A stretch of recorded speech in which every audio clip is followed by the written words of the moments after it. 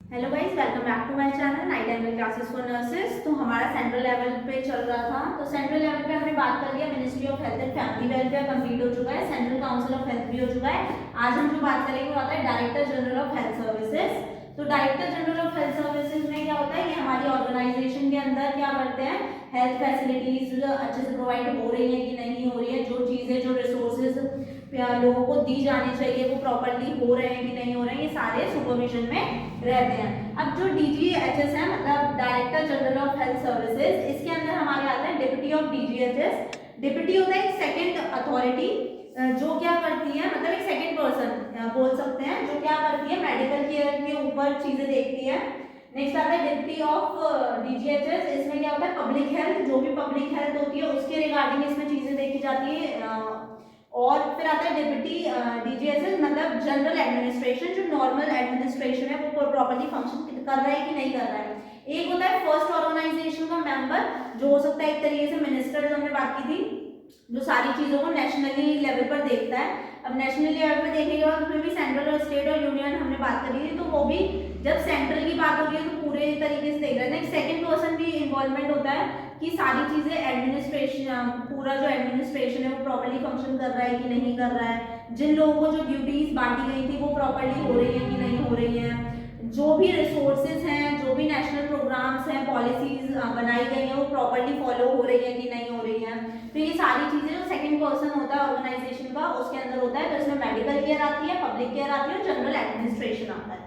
अब ये जो director general of health services होती है, ये रिस्पॉन्सिबल होते हैं health care of the country, मतलब जो हमारी कंट्री के हेल्थ से रिगार्डिंग जितनी भी बेनिफिशियल रिसोर्सेज, जो भी चीजें उनकी जरूरत की हैं, जो भी नेशनल प्रोग्राम्स जो मैं अभी बताए थे, जो भी नेशनल जैसे टोबैको प्रोग्राम्स हो गया, डिफरेंस कंट्रोल प्रोग्राम हो गया, national control programme for the आपका प्रिवेंशन कंट्रोल कैंसर, डायबिटीज और द कार्डियोवास्कुलर स्ट्रोक डिसीजेस, ऐसे बहुत सारे प्रोग्राम्स हैं जो नेशनल हेल्थ प्रोग्राम के अंदर आते हैं। नेक्स्ट जो इसके फंक्शंस की बात करते हैं, director general of health services में इनके जो फंक्शन होते हैं मेनली किस पर होते हैं, दो तरीके से डिवाइड करे गए हैं। पहला है जनरल, दूसरा है स्पेसिफिक। स्पेसिफिक होता है मतलब एक प्रॉपर्ली एक चीज पे बताया गया है कि मेन ऑब्जेक्टिव पे फोकस करते हुए स्पेसिफिक है। और जनरल क्या होता है, पूरी चीजों को ओवरऑली देखता है एडमिनिस्ट्रेशन की वो कैसे कर रहा है। तो इसमें जो जनरल में आता है वो होता है survey regarding to the medical services, public health of the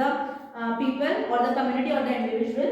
तो सर्वे लेते हैं, मतलब आपको क्या पता रखना है, सर्वे कैसे ले सकते हैं, हेल्थ के रिगार्डिंग मॉर्बिडिटी और द मॉर्टेलिटी रेट पता होनी चाहिए, डेथ रेट, डिसीज से जो डेथ रेट हो रही है वो, और the death rate, maternal women's कितनी प्रेग्नेंट है कितनी नहीं है, वो भी एक सर्वे आपको पता चलता है कि कितनी हेल्थ मतलब कम्युनिकेबल डिसीजेस से ज्यादा हो रही है, नॉन कम्युनिकेबल से हो रही है, कौन सी डिसीज इस टाइम पे ज्यादा फैली हुई है, कौन सी डिसीज इस टाइम पे देखने को नहीं मिल रही है। तो वो सारी चीजें क्या होती है, सर्वे के अंदर आती है। अब सर्वे जब हमने ले लिया तो उसके रिगार्डिंग हम प्लान कर सकते हैं, हम इसको ऐसे भी बोल सकते हैं कि प्लानिंग हम उसी की रिगार्डिंग करते हैं जो चीजों की नीड होती है। रिसोर्सेज हमें पता है, नीड पता है, जो चीज ज्यादा देखने को मिल रही है हेल्थ के रिगार्डिंग पेशेंट्स के अंदर, कम्युनिटीज के अंदर, उसके रिगार्डिंग भी हमें क्या करना है, प्लान करना है। जब आप सर्वे कर लेंगे, प्लान कर लेंगे, तो आपको एक कोऑर्डिनेशन टीम चाहिए होती है कि वो टीम वर्क में आप क्या बनाए, कोऑर्डिनेशन करके। अगर आप एक टीम बनवाएंगे तो वो प्रॉपर्ली फोकस्ड करके वर्क करेगी, एक पर्टिकुलर ऑब्जेक्टिव होगा कि उनको ये काम करना है। जब काम डिस्ट्रीब्यूट हो जाता है तो एक एक फंक्शन अलग अलग अच्छे से वर्क करता है।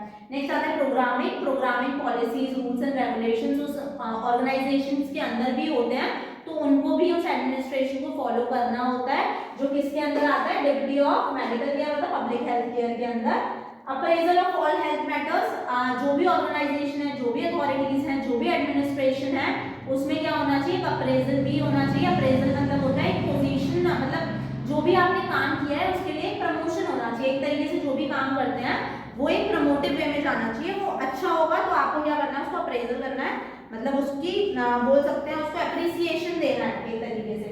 नेक्स्ट आता है स्पेसिफिक में हमारा जो आता है मेनली एक स्पेसिफिक मोटो ऑब्जेक्टिव होता है, जैसे कि बात कर सकते हैं इंटरनेशनल हेल्थ रिलेशन।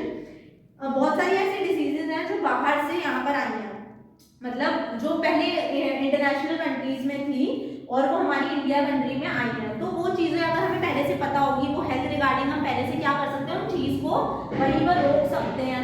जो हमने बोला था क्वारंटीन करके रखते हैं जो बाहर से लोग आते हैं, तो वो सारी चीजें किसके अंदर डील होती है, इंटरनेशनल हेल्थ रिलेशन के अंदर। उसमें हमें रिलेशन देखना है कि जो अदर कंट्रीज हैं और हमारी कंट्रीज में हमें एक रिलेशन देखना है कि वहाँ पर जो डिसीज है वो यहाँ पर हो रही है कि नहीं हो रही है, और जो डिसीज यहाँ पर हुई है कि वो वहाँ पर हुई है कि नहीं, मतलब एक कोरिलेशंस देखना है कि कैसे डिसीजेस का एक ऑकरेंस हो रहा है, क्या टाइम पीरियड है, वो सारी चीजें देखनी है। नेक्स्ट आता है कंट्रोल ऑफ ड्रग स्टैंडर्ड। जो ड्रग का स्टैंडर्ड है उसको मेंटेन करना है, उसको प्रॉपर्ली एडमिन करना है कि वो कैसे चल रहा है, और अगर वो ज्यादा एब्यूजिव वे में यूज हो रहा है तो उसको वहीं पर कंट्रोल करना है।